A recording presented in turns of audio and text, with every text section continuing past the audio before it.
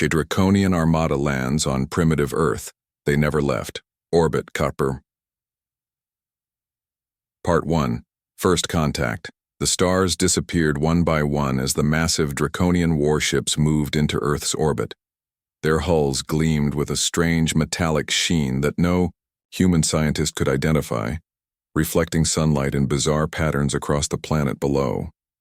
Inside the lead vessel, High Commander Tae-ho stood with his four-fingered hands clasped behind his back, his scaled skin catching the light as he stared at the view screen. "So this is Earth," he said, snout twitching slightly in what passed for a smile among his kind.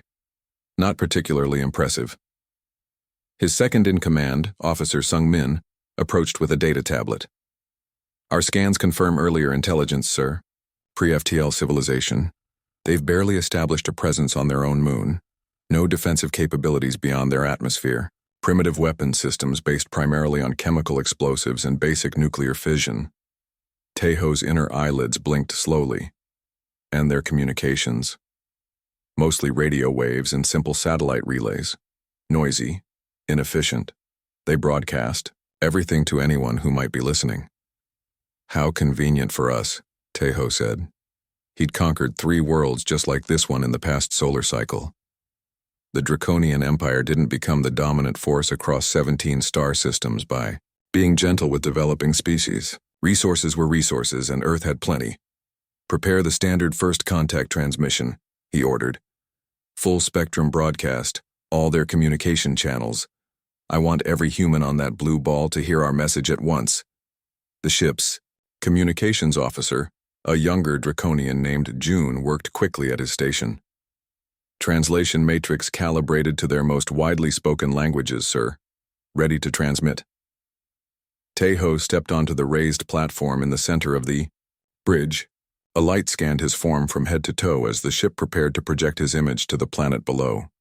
"People of Earth," he began, his voice automatically translated into hundreds of human languages simultaneously. "I am High Commander Tae-ho of the glorious Draconian Empire. Your world has been selected for incorporation into our domain. Resistance is not advised. Your technological development has been assessed and found inadequate for defense. Submit to Draconian authority, and your transition to imperial governance will be tolerable." He paused for effect. "You have 1 planetary rotation to present your leadership for surrender protocols. Failure to comply will result in a demonstration of imperial power that you would find most unpleasant." The transmission ended. Tae-ho stepped down from the platform, quite satisfied with himself. He'd given this speech so many times that he could recite it in his sleep. "Now we wait," he told his bridge crew. "The primitive ones always panic at first. Their communications will become chaotic. Their military forces will mobilize but have nowhere effective to strike. By tomorrow they'll be begging for terms." But something strange happened in the following hours. The expected panic never materialized. Instead of a flood of frightened broadcasts, Earth's communications briefly went silent. When they resumed, a single unified message was transmitted directly to the Draconian flagship. "That's odd," June said, analyzing the incoming signal. "They've managed to isolate our communication frequencies, and this isn't coming from a single source. It's being simultaneously broadcast from transmission points across their planet." Tae-ho frowned. "Put it on screen." The view screen showed a simple table with representatives from various human nations seated together. A woman with calm eyes stepped forward as spokesperson. "Greetings, High Commander Tae-ho of the Draconian Empire. I am Director Kim, speaking on behalf of Earth's United Response Council. We have received your message and wish to understand your intentions more clearly. Earth seeks peaceful relations with all spacefaring civilizations." Tae-ho snorted. "They formed a coalition government in ours?" "Impossible." Director Kim continued. "We invite you to establish diplomatic channels so we may discuss this situation without resorting to threats. Earth has much to offer through cooperation rather than subjugation." The transmission ended as smoothly as it had begun. Sung-min looked troubled. "Sir, our intelligence indicated their world was politically fractured, with no unified governing body. This response suggests otherwise. Or they're bluffing." Tejo said dismissively. A hastily assembled facade to buy time. Analyze everything about that transmission. I want to know where it originated, who those representatives really were, and what they're hiding. Yes, sir, Sungmin replied, but his expression remained concerned. What the Draconians couldn't see was the flurry of activity happening on Earth below. In underground facilities across the planet, military leaders shared intelligence and activated long-dormant protocols. Scientists who had spent careers preparing for this very possibility were finally opening sealed files and bringing experimental systems online. In one such facility deep beneath the Rocky Mountains, Director Kim removed her communication earpiece and turned to face the room full of uniformed officers and government officials. They took the bait, she said. They believe. We're scrambling to form a unified front. General Park, a weathered man with steel-gray hair, nodded appreciatively. Good. The more they underestimate us, the better. How long until the defensive grid is fully operational? A young scientist named Lee consulted his tablet. Satellite network is at 68% activation. The lunar bases have gone dark as planned. As far as the Draconians can tell, they're just abandoned research outposts. And our visitors don't suspect anything? Asked another official. Director Kim shook her head. Their scans are impressive, but they're looking for what they expect to find. Conventional weapons, missile silos, aircraft. They're not detecting our more unconventional preparations. General Park turned to stare at the massive screen showing the Draconian fleet in orbit. They think we're primitive because we haven't spread across the stars yet. They have no idea that we've been preparing for this day for generations. Let's keep it that way, Director Kim said, at least until we're ready to show them exactly what humanity is capable of. High above, aboard his flagship, Tejo was growing increasingly irritated as his officers reported finding no signs of panic or disarray from the planet below. This wasn't how primitive worlds were supposed to react. Launch a scouting mission, he finally ordered. I want eyes on the ground. Let's see how these humans respond to visitors. Classic Draconian Armada lands on primitive Earth. They never left. Orbit. Part 2. The Reconnaissance Mission. Prepare the scout ship, Officer Ji-Wan announced, his scaled fingers dancing across the control panel. 6 Draconian soldiers snapped. To attention, their armor gleaming under the ship's artificial lights. High Commander Tejo wants first-hand intelligence on these humans. Their response was too organized. Something doesn't add up. The scouting team consisted of their best. 2 warriors, 3 scientists, and Ji-Wan himself leading the mission. They loaded equipment into a sleek, dark vessel designed for stealth operations. The ship was roughly the size of a city bus, but moved with the agility of a hunting bird. Our target is this remote area, Ji-Wan explained, pointing to a holographic map showing dense forest in the North American continent. Minimal population, no major military installations that we can detect. Perfect for a quiet landing and preliminary assessment. The scout ship detached from the mothership with barely a sound. As they descended through Earth's atmosphere, the ship's sensors swept the surroundings. No aerial defenses tracking us, reported Q, the team's technology specialist. His eyes narrowed as he studied the readings. Not even primitive radar locks. It's almost as if they don't know we're here. Or don't care, muttered Hyun, the security officer. Which seems unlikely given our fleet sitting above their world. Ji-Wan frowned. Stay alert. Things have been too strange from the beginning. The ship passed through wispy clouds, its cloaking technology bending light around the hull to make it nearly invisible from below. They dropped into a small clearing surrounded by tall pine trees. A gentle bump announced their arrival on Earth. Soil. Atmosphere is breathable as expected, announced one of the scientists, Na Young, checking her instruments. Gravity slightly stronger than our homeworld but within tolerance. No immediate biological hazards detected. Ji-Wan stood from his command chair. Hyun, you're with me for first exit. The rest of you monitor from here. Standard protocol. Weapons. Ready but not aggressive. We're here to observe.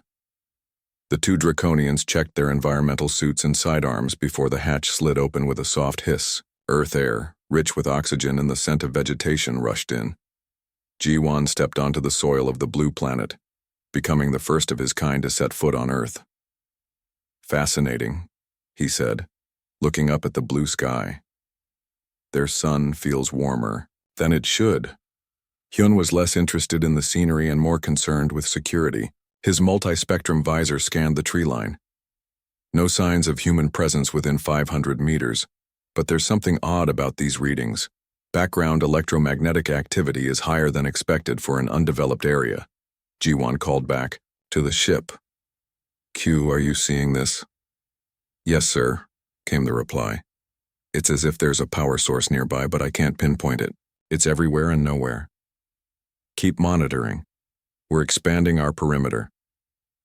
The two Draconians moved cautiously from the clearing into the forest. The trees here were ancient, reaching hundreds of feet into the sky. Sunlight filtered through, the canopy in golden beams. "Hard to believe such a beautiful world belongs to primitives," Hyun remarked. "They haven't even figured out how to stop destroying their own ecosystems." Ji-Wan kept his focus. Beauty is irrelevant. Resources and strategic position are what matter to the Empire. They walked for 10 minutes cataloging plant specimens and taking soil samples. No wildlife approached them, whether out of natural caution or something else. Ji-Wan couldn't tell. The quiet made him uneasy. "There," Hyun suddenly whispered, pointing through the trees. Movement. Ji-Wan activated his visor's zoom function. Through the foliage, he could make out 3 humans walking casually along what appeared to be a hiking trail. They wore simple outdoor clothing, nothing that suggested military or official capacity. "Perfect," Ji-Wan said. "Let's observe from a distance first." The two Draconians moved silently through the underbrush, drawing closer to the humans. They appeared to be 2 men and a woman, talking quietly among themselves. "They don't seem concerned about our arrival," Hyun noted with suspicion. "No panic, no urgency," Ji-Wan agreed. "Either they don't know about us yet or this is a trap," Hyun finished. Ji-Wan made a decision. "We need to capture one for questioning. The smaller male should be manageable." They crept closer, weapons ready with stun settings engaged. The humans continued walking, seemingly oblivious. When they were within 20 meters, Ji-Wan gave the signal. Both Draconians burst from cover, expecting the humans to flee in terror. Instead, something extraordinary happened. The humans turned calmly toward them. No screaming, no running, just cool assessing stares. "Hello there," said one of the men, a stocky fellow with a friendly smile. "We were wondering when you'd make your move." Ji-Wan faltered. "You speak our language?" "No," the woman replied. "You're hearing a translation. We've been analyzing your communications since you entered our solar system." Hyun raised his weapon. "Don't move. You are now subjects of the Draconian Empire." The humans exchanged amused glances. The woman reached slowly toward her jacket pocket. "I wouldn't," Hyun warned. "Just showing you something," she said, pulling out what looked like an ordinary stone. "You wondered about that electromagnetic interference? That would be us." She pressed the stone and suddenly the air shimmered around them. The humans' ordinary hiking clothes seemed to melt away, revealing form-fitting suits of a material Ji-Wan couldn't identify. "What is this?" he demanded, backing up a step. "Adaptive camouflage," the second man explained. "Part of our standard field gear." Ji-Wan tapped his communication device. "Scout ship, we need immediate—" But only static answered him. "We're jamming your communications," the woman explained. "Your ship can't hear you, and those reinforcements you're hoping for? They're already being handled." As if on cue, Ji-Wan's earpiece crackled to life with panicked voices from the scout ship. "Intruders, how did they get aboard? They appeared out of nowhere." Hyun fired his weapon at the nearest human, but the energy blast dissipated harmlessly against an invisible shield. "That was rude," the stocky man said. "We were just talking." Ji-Wan realized with growing horror that the situation was completely out of his control. These weren't primitives. This wasn't even an equal encounter. Somehow they had walked into an ambush sprung by people who should have been centuries behind Draconian technology. "Who are you?" he asked, lowering his weapon as realization dawned. "What are you?" The woman stepped forward. Despite being physically smaller than the Draconians, she projected an aura of absolute confidence. "We're humans," she said simply. "And while we appreciate you traveling all this way to visit, we really don't appreciate being threatened with subjugation. Now, would you like to continue this conversation somewhere more comfortable? Your friends from the ship will be joining us shortly." Back in orbit, High Commander Tejo waited impatiently for the scouting party's report. The minutes ticked by with no communication. Something had gone very wrong, but he couldn't imagine what. After all, how much trouble could a primitive species possibly cause for the mightiest empire in the known galaxy? He was about to find out. Draconian Armada lands on primitive Earth. They never left orbit. Part 3. The counterintelligence game High Commander Tejo paced the bridge of his flagship, tail swishing in agitation. The massive viewscreen before him displayed the peaceful blue marble of Earth, spinning innocently below. 6 hours had passed since the scouting party's last transmission, and his patience was wearing dangerously thin. Still nothing from Officer Ji-won, he demanded. Commander Do-hyun shook his head. "No, sir. Their life signs still register on our monitors, but all communication attempts have failed." Tejo slammed his scaled fist against the console. "Impossible. A pre-FTL civilization should not be capable of interfering with our communications. Technology." "Perhaps they encountered some natural phenomenon," suggested one of his science officers. "Magnetic anomalies or—" "6 trained soldiers don't go silent because of magnets," Tejo snapped. "Prepare a secondary landing force. Full tactical deployment. I want 50 warriors ready to—" "Sir," the communications officer's voice cut through the tension. "We're receiving a transmission from the scouting party." Tejo whirled around. "On screen, now." The view screen flickered, and Officer Ji-won's face appeared. He looked unharmed, sitting in what appeared to be the scout ship's cabin. "High Commander," Ji-won said, his voice steady. "Reporting in. Apologize for the delay in communications." Tejo narrowed his inner eyelids. Something felt off. "Explain yourself, officer. What happened down there?" "Initial interference from the planet's unusual magnetic field," Ji-won replied.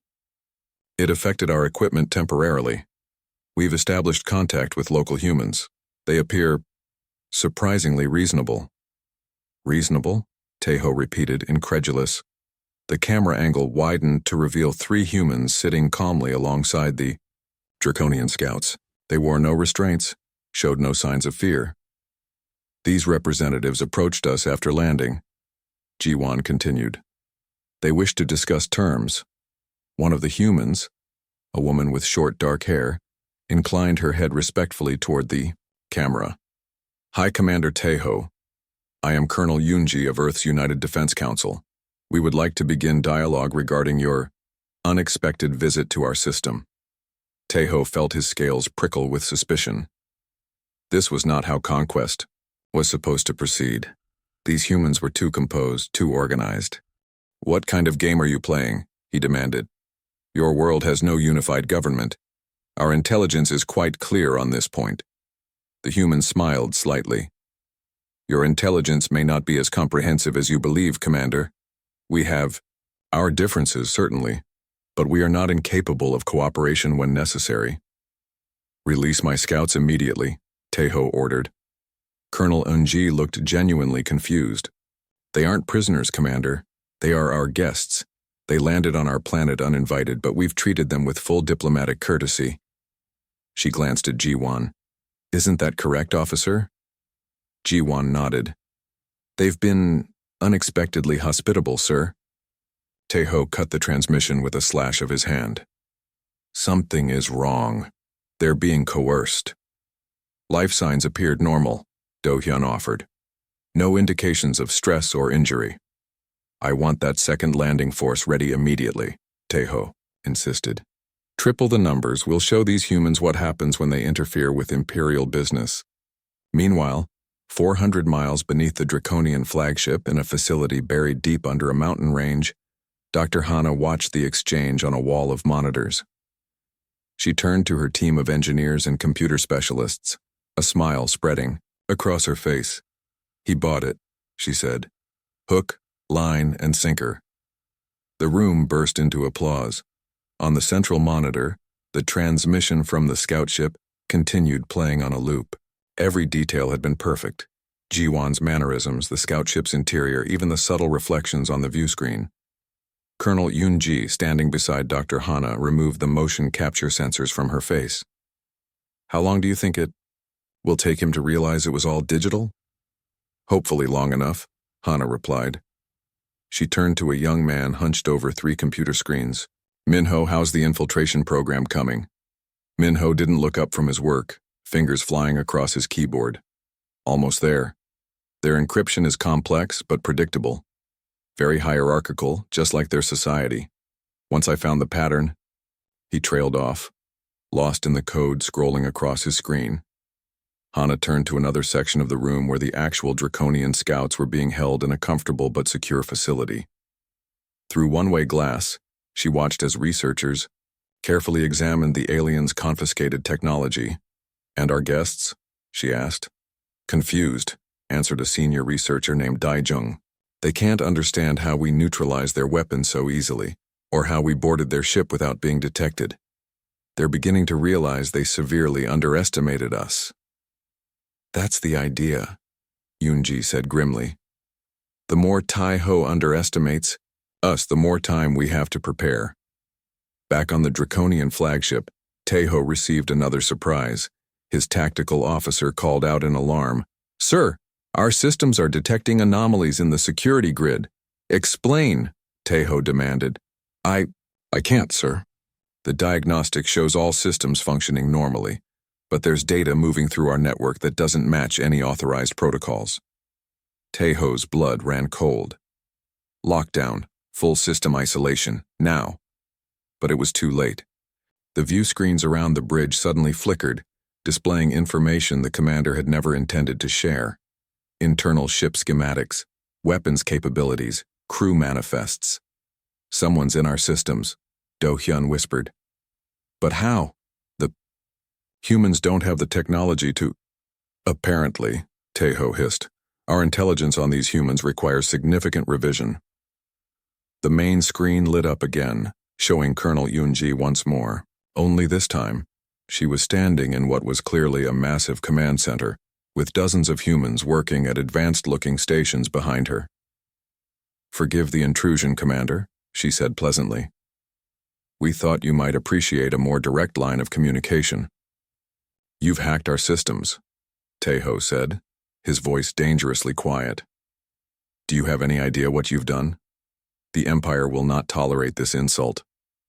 This isn't an insult, Yunji replied. It's a demonstration.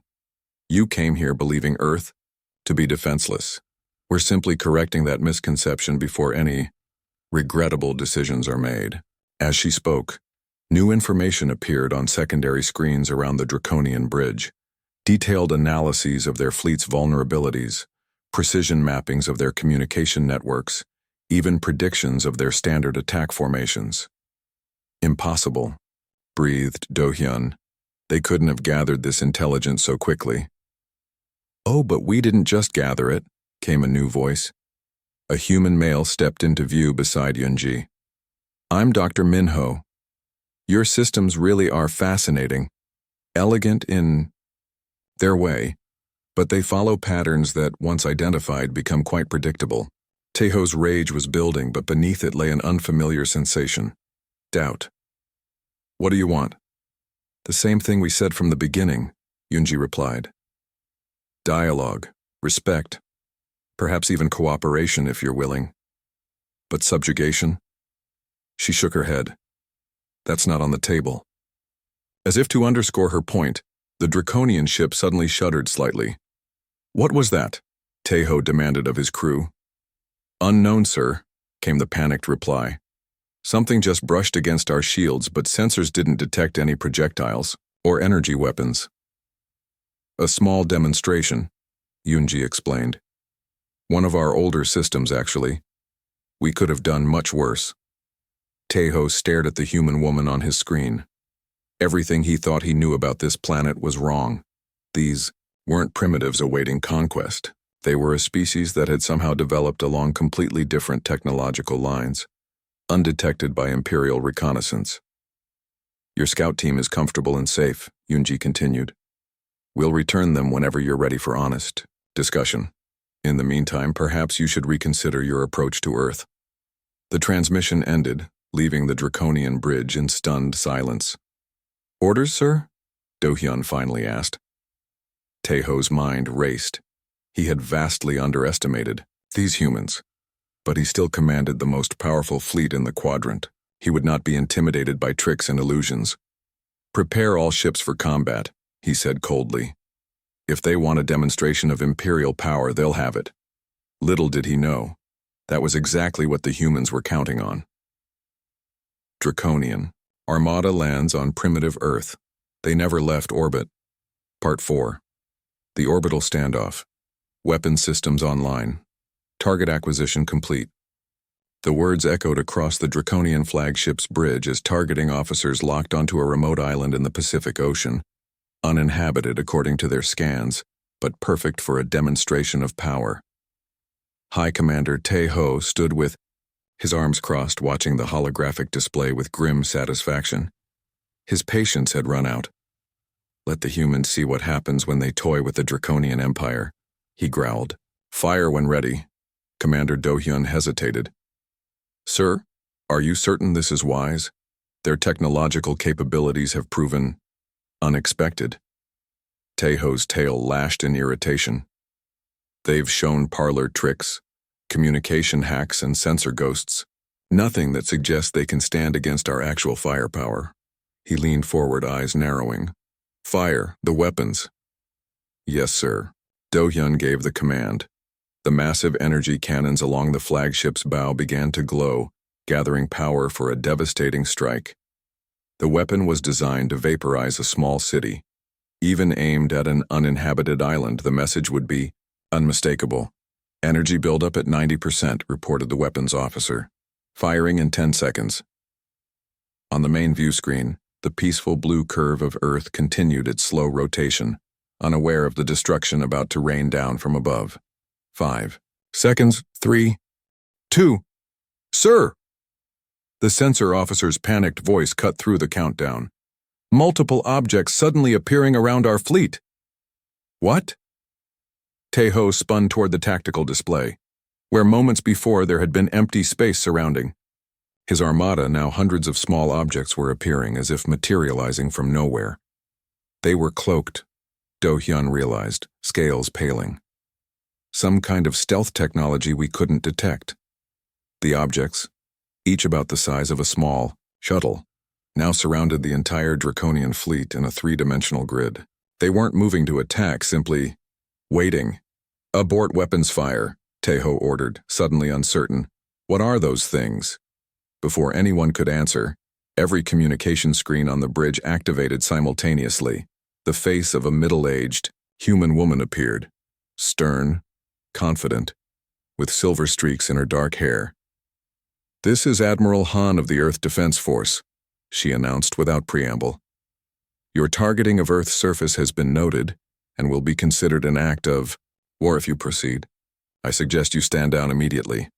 Taeho bristled at being given orders. You dare threaten the Imperial fleet? Those toys you've deployed cannot possibly harm our warships. Admiral Han's expression didn't change. They're not toys, Commander. Taeho. They're part of a defense network we've maintained for decades. Would you like a demonstration? Without waiting for his response, she nodded to someone off-screen. Instantly, a single pulse emanated from one of the satellite-like objects nearest to the Draconian fleet's perimeter. The effect was immediate. 3 of the smaller Draconian vessels suddenly went dark, their lights flickering out as they began drifting lifelessly in orbit. What just happened?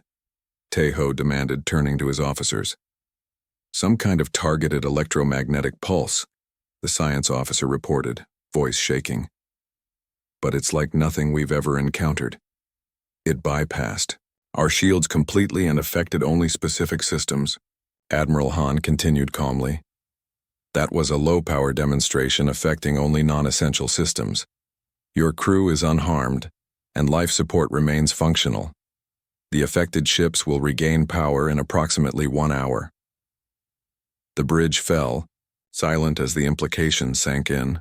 These humans had somehow developed weapons that could disable Draconian technology without firing a single conventional shot. Impossible, Tejo whispered. Our intelligence said you were pre-FTL, barely space-capable. Your intelligence was incomplete, Admiral Han replied. We chose not to broadcast all our capabilities across the galaxy. Caution has served us well. Before Tejo could respond, his tactical officer called out again. Sir, multiple craft launching from the dark side of Earth's moon. The view screen shifted to show a squadron of sleek spacecraft emerging from what had appeared to be dormant craters. These weren't primitive chemical rockets, but vessels with smooth, flowing lines and propulsion systems that left no visible exhaust. As you can see, Admiral Han continued, we've maintained certain facilities out of sight, a precaution we've taken for quite some time. The Earth vessels moved with astonishing agility, forming up in precise formation. They were smaller than the Draconian warships, perhaps 1/5 the size of even the Empire's lighter cruisers, but they moved with a precision that suggested advanced navigation systems. You should know, Han added, that we've been aware of your approach since you entered the solar system. The scout ship you sent down, we allowed it to land. Tejo felt a cold dread spreading through his body. Every assumption the Empire had made about this world was wrong. His mighty armada, the pride of the Draconian Empire, was now caught in a trap he hadn't even seen coming. What do you want? He finally asked, trying to maintain his dignity. The same thing we've wanted from the beginning, respectful dialogue. We have no interest in conquest, Commander, neither yours nor ours. As she spoke, one of the Earth vessels broke formation and approached the flagship, performing a series of intricate maneuvers that would have been impossible with conventional propulsion systems. It was a deliberate display, showing capabilities that the humans had kept hidden until now. Captain Sujin sat in the commander's chair of the EDF Interceptor, guiding her ship through the complex flight pattern with practiced ease. Through her view screen, she could see the massive Draconian flagship, a behemoth of alien design that nonetheless seemed less intimidating with each passing moment. Readiness report, she called to her crew. All systems nominal, Captain, her first officer replied. Defense grid is holding position. The Draconians haven't attempted to move. Sujin nodded. Keep our distance at exactly 5 kilometers. Close. Enough to make our point. Far enough to react if they try something stupid. On her command screen, she could see Admiral Han's ongoing conversation with the Draconian commander. The alien's body language was becoming increasingly agitated, tail lashing, scales bristling along his neck ridge. Sujin had studied enough xenobiology to recognize the signs of a predator considering whether to fight or retreat. Weapons Officer J, she called. Status of their targeting systems? Still active but powered down, came the response. They could bring them back online in 30 seconds if they wanted to. Keep our countermeasures ready, Sujin ordered. But let's not be provocative. Back on the Draconian flagship, Tejo was rapidly reassessing his options. The humans had them surrounded, had demonstrated the ability to disable his ships, and had revealed space capabilities far beyond what Imperial intelligence had reported. Yet they weren't pressing their advantage. You could have attacked us at any time, he said slowly, realization dawning. From the moment we arrived. Admiral Han nodded. We prefer not to start conflicts, but we will finish them if necessary. And my scout team are safe and well. As I said, they're guests, not prisoners. Tejo turned to Do-hyun. Your assessment, Commander? Do-hyun looked troubled. They appear to have significant defensive capabilities we didn't anticipate, and yet... He hesitated. They've shown remarkable restraint. Most species would have attacked immediately upon detecting our approach. Tejo considered this. The Empire had encountered many civilizations over the centuries. Some fought, some surrendered. None had ever set a trap this elaborate only to offer dialogue instead of destruction when they had the upper hand. He turned back to the view screen. Admiral Han, I propose a temporary cessation of hostilities while we re-evaluate our respective positions. The Admiral's stern expression softened slightly. That would be acceptable. We'll transmit coordinates for a neutral meeting point where representatives can discuss next steps.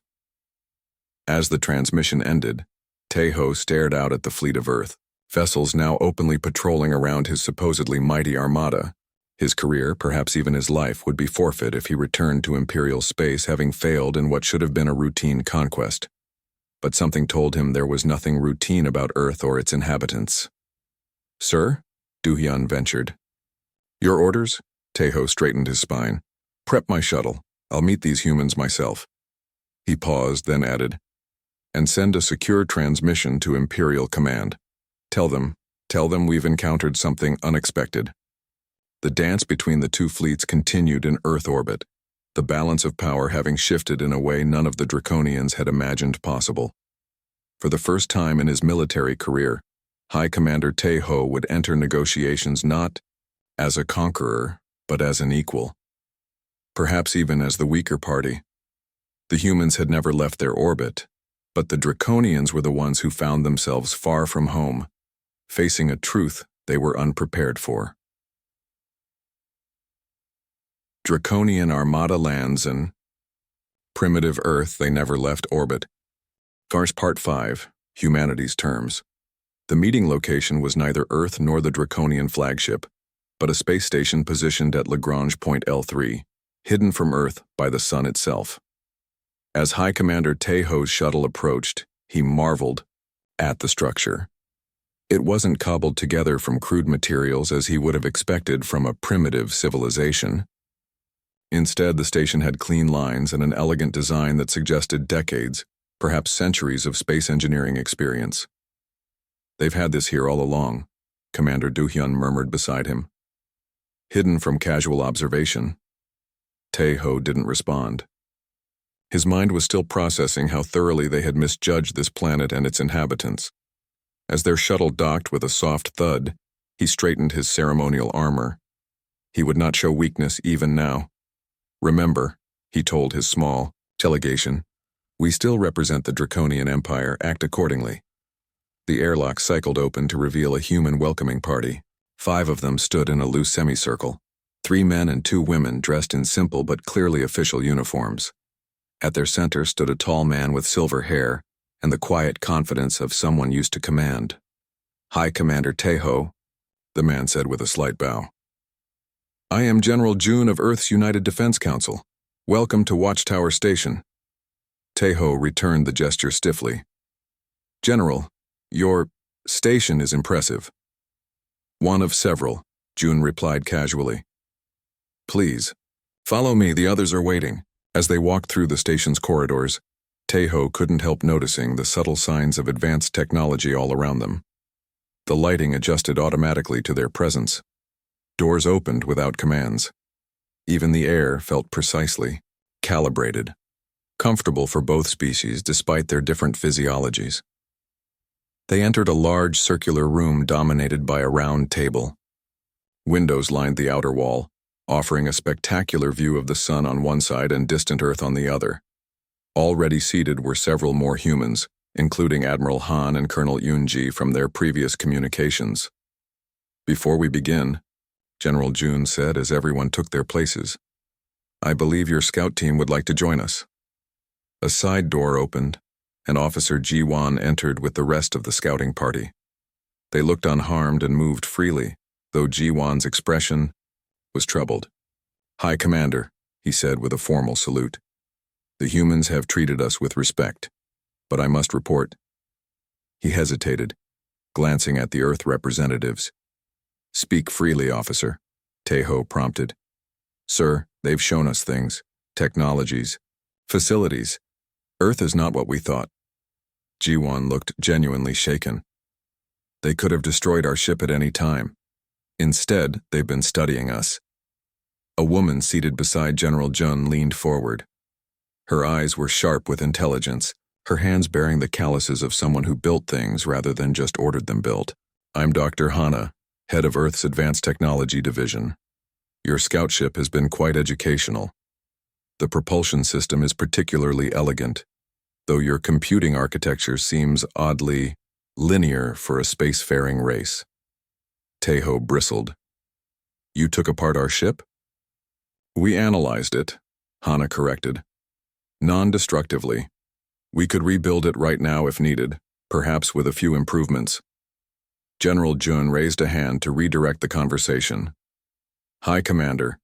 Let's address the immediate situation. Your fleet remains in Earth orbit. Your weapons are still powered, though currently inactive. What are your intentions moving forward? Tejo measured his words carefully. The Draconian Empire identified Earth as a pre-FTL civilization with valuable resources. Standard protocol is to establish imperial control and incorporate such worlds into our domain. And now? Admiral Han asked, her voice hard-edged. Now that you know we're not what your intelligence suggested? Now, Tejo admitted, I find myself in an unusual position. My orders were predicated on false information. The Empire does not typically engage in conflicts with technologically advanced civilizations unless absolutely necessary. A thin smile crossed Jun's face. A polite way of saying you prefer easier targets. Tejo didn't deny it. The Empire expands through efficiency. Challenging a peer power depletes resources that could be better used elsewhere. So you admit we're peers? Colonel Unji asked. Tejo looked around the table at the calm, confident humans. I admit our initial assessment was flawed. Your technology follows different paths than ours.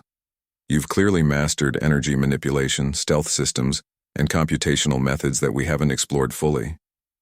General Jun nodded. Different.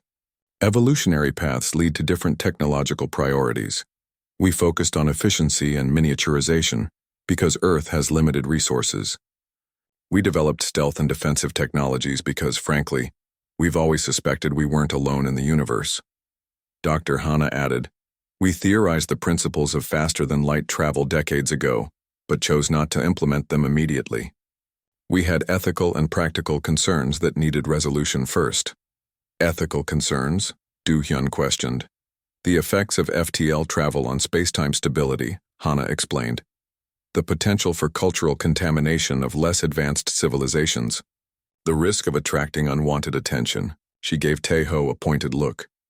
It seems that last concern was valid. So why reveal yourselves now? Tejo asked. You could have remained hidden, allowed us to leave believing Earth was primitive. Admiral Han answered this time. Because that would only delay the inevitable. Better to establish boundaries clearly now than face repeated incursions. General Jun tapped the table, and a holographic display appeared above it, a detailed map of the solar system. These are our terms, High Commander. Earth and the entire solar system are sovereign human territory. We have settlements, or research, stations on every major body from Mercury to the Kuiper Belt.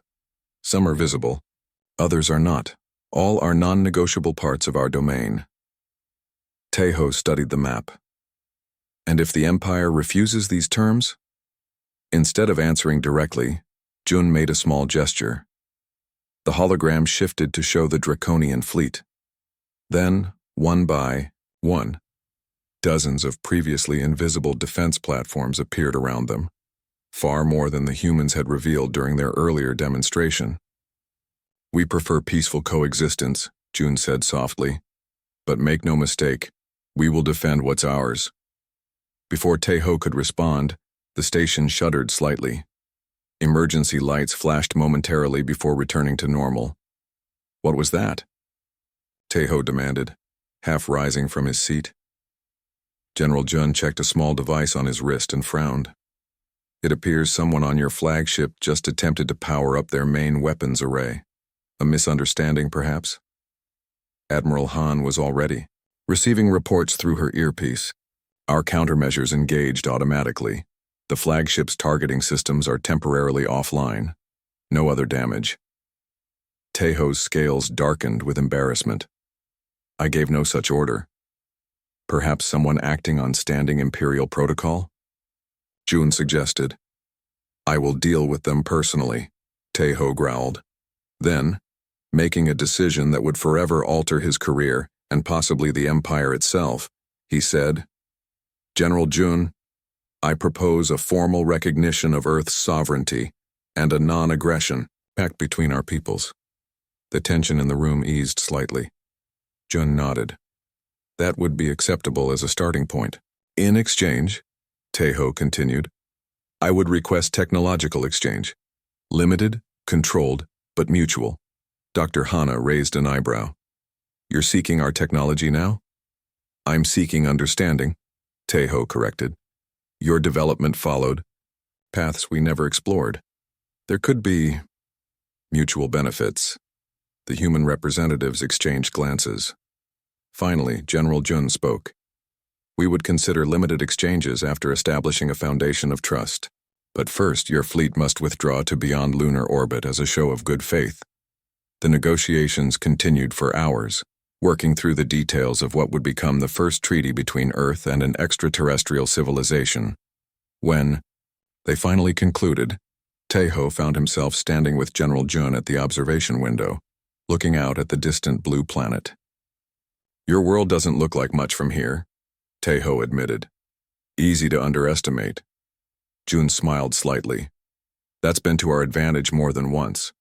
We learned long ago that advertising power often attracts challengers. Better to be underestimated and prepared than overestimated and targeted.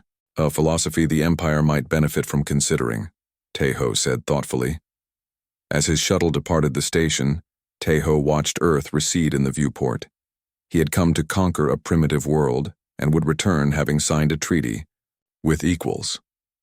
The Imperial Court would not be pleased, but they would adapt once they reviewed the evidence of Earth's capabilities.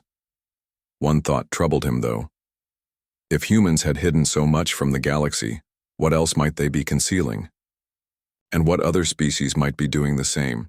Perhaps the universe was not as the Draconian Empire had imagined it. Perhaps conquest was not always the most efficient path to growth. As the shuttle docked with his flagship, Taeho made a silent promise to himself. He would learn from these humans, understand their different way of thinking, because next time, underestimation might not end with just a treaty. Back on Earth, in the underground command center, General Jun watched the Draconian fleet slowly reposition beyond the moon's orbit. As agreed. Do you think they'll honor the agreement? Colonel Yunji asked. Jun nodded slowly.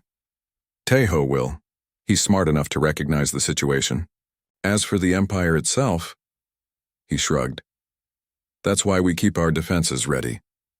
And the technology exchange? We'll share what's safe to share, enough to convince them we're valuable as allies rather than conquests.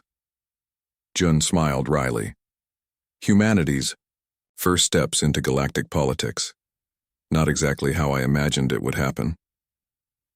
At least we didn't have to fire a shot, Admiral Han observed. The best victories, Jun replied, are the ones where nobody realizes a battle was even fought.